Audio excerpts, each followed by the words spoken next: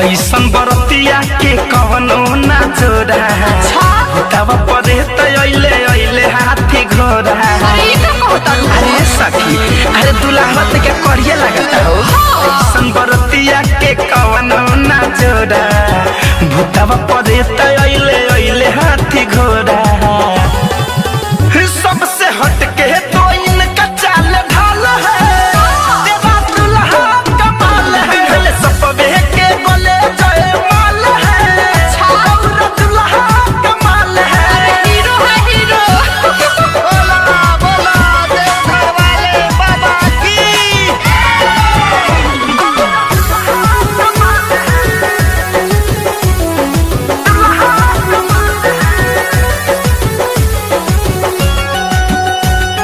Recording by KCP music ढाका।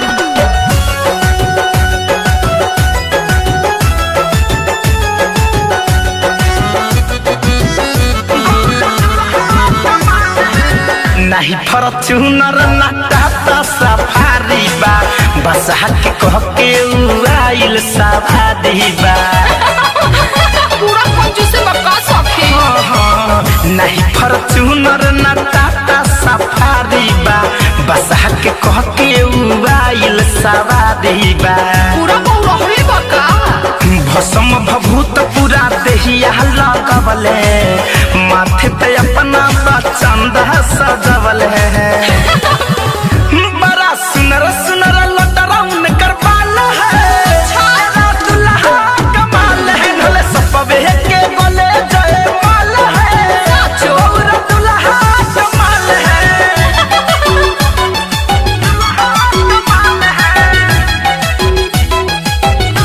कमाल है।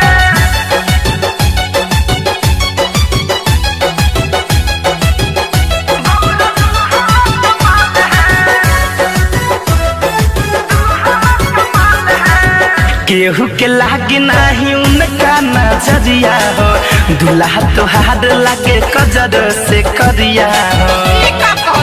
अरे सखी अरे सच कहतनी हो केहू के लागे नाही उनका नजरिया हो दुल्हा तोहार लागे कजर से करिया हो।